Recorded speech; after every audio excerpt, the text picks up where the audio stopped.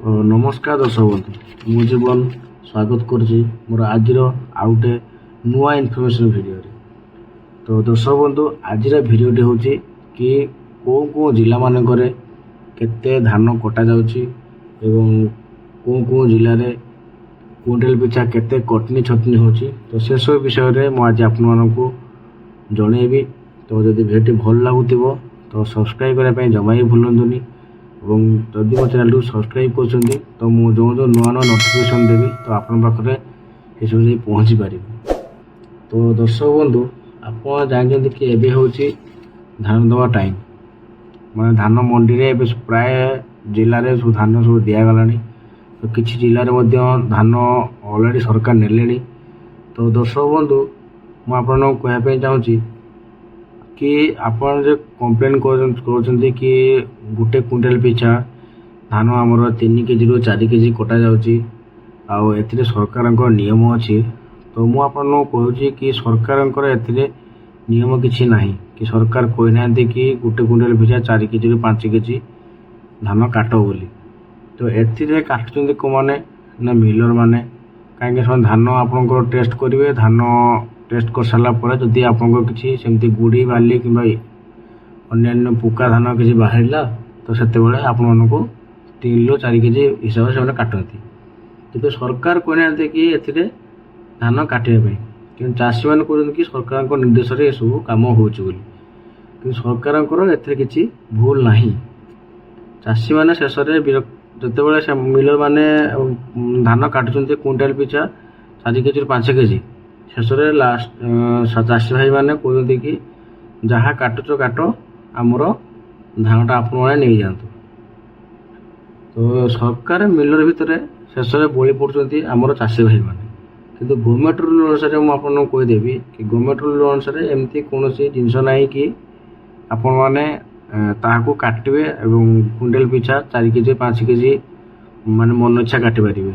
ତ ମୁଁ ଆପଣଙ୍କୁ ଗୋଟେ ଫଟୋ ମାଧ୍ୟମରେ ଆପଣଙ୍କୁ ଦେଖାଇଦେବି କି ଧାନର ଆକ୍ଚୁଆଲି କେଉଁ ଜିନିଷ ଥିଲେ ଧାନର କଟାଯାଏ ଜିନିଷଟା, ମାନେ କୁଇଣ୍ଟାଲରୁ କେତେ ପିଛା 4 କେଜି 5 କେଜି କଟା ହୁଏ ଟୋଟାଲ ଭାବିଥିଲୁ, ସେଇଟା ମୁଁ ଆପଣଙ୍କୁ ଦେଖାଉଛି। ତ ଆପଣ ଦେଖନ୍ତୁ ଦର୍ଶକ ବନ୍ଧୁ, ଆପଣମାନେ ଦେଖିପାରୁଥିବେ କି ଏଇଟା ହେଉଛି ତାର ଗୋଟେ ଲିଷ୍ଟ ଯେଉଁଟାକି ମୁଁ ଆପଣଙ୍କୁ ଫଟୋ ମାଧ୍ୟମରେ ଦେଖାଉଛି।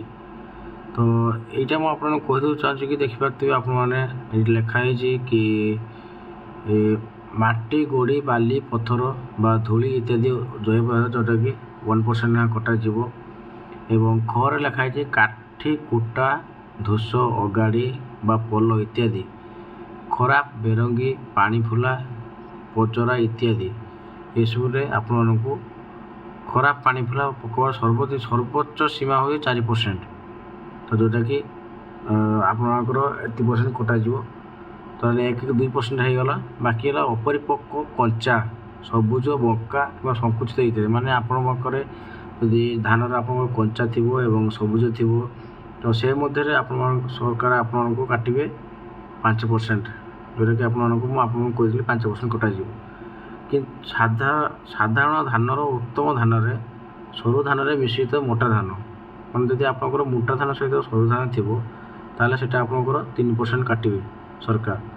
ତ ଆଦ୍ୱିତୀୟ ଜଳୀୟ ଅଂଶ, ମାନେ ଯଦି ଆପଣଙ୍କ ଧାନ ଠିକ୍ସେ ଶୁଖିନଥିବ ଏବଂ ଯଦି ଓଦା ଥିବ ତ ସେଥିରେ ବି 6% ସରକାର ଧାନ କାଟିପାରିବେ। ତ ଉପରୋକ୍ତ 10ମାନଙ୍କ ଠାରୁ ମାନେ ଆଦ୍ୱିତୀୟ ଜଳୀୟ ଅଂଶ, ମାନେ ଯଦି ଆପଣଙ୍କର ଧାନ ପୁରାପୁରି ଓଦା ଅଛି ତ ସେଥିରେ ଆପଣଙ୍କର 70% କଟାଯିବ। ତ ଆପଣମାନେ ଦେଖିପାରୁଥିବେ କି ଏଇସବୁ ଯେ ଧାନ ସବୁ ମୁଁ ଆପଣଙ୍କୁ ଲିଷ୍ଟ ଆପଣଙ୍କୁ କହିଲି, ତ ଏଇସବୁ ଜିନିଷ ଯଦି ଆପଣଙ୍କ ପାଖରେ ଅଛି ତାହେଲେ ଆପଣଙ୍କର ଧାନ ସବୁ ଏମିତି ଭାବରେ କଟାଯିବ। ଠିକ୍ ଅଛି। ତ ମୁଁ ଆପଣଙ୍କୁ କହିଦେଉଛି କି ଯଦି ଧାନ ଆପଣମାନଙ୍କର ଏମିତି କିଛି ଥାଏ ତ ଆପଣଙ୍କ ଧାନ ମିଲର କାଟିଲେ ଆପଣମାନେ କିଛି କମ୍ପ୍ଲେନ୍ କରିପାରିବେ ନାହିଁ। ଯଦି ଏଇସବୁ ଜିନିଷ ଆପଣମାନଙ୍କ ପାଖରେ ଧାନରେ ନାହିଁ ଆଉ ଆପଣଙ୍କ ଧାନ ପୁରା ଭଲ ଅଛି, ପୁରା ଠିକ୍ ହେଇକି ଅଛି, ତାହେଲେ ଆପଣମାନେ କମ୍ପ୍ଲେନ୍ କରିପାରିବେ। କେଉଁଠି ନା BDO, ଆପଣଙ୍କ ନିକଟସ୍ଥ BDO ପାଖରେ ଥିବ, BDOରେ ଆପଣମାନେ ଯାଇ କମ୍ପ୍ଲେନ୍ କରିପାରିବେ। ତ ନଚେତ୍ ସୋସାଇଟିରେ ଯିଏ ଆମର ଅଛନ୍ତି ମାନେ ପ୍ରେସିଡେଣ୍ଟ ଯେଉଁମାନେ ଅଛନ୍ତି ତାଙ୍କ ସହ ଆପଣମାନେ କମ୍ପ୍ଲେନ୍ କରିପାରିବେ ଯେ କ'ଣ ପାଇଁ ଧାନ ଆମର କଟାଯାଉଛି ବୋଲି।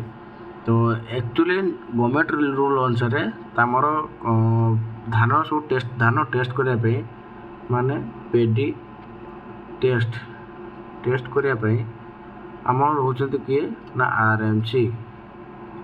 आरएमसी रोचती। ठीक अच्छे तो आरएमसी रोच माने गवर्नमेंट रूल अनुसार आरएमसी ही केवल तुम धान टेस्ट करें आरएमसी केवल धान टेस्ट तुम करें नचेत आउ कहीं करें ना केवल मिलर जदि आप करुवे तो गवर्नमेंट रूल अनुसार आपणकर मिलर करें। ठीक अच्छे तो यही भाव में धान आपणकर किसी भी प्रस्तुत होता है तो ये भाव धान आपणकर कटा जाई पारिबो।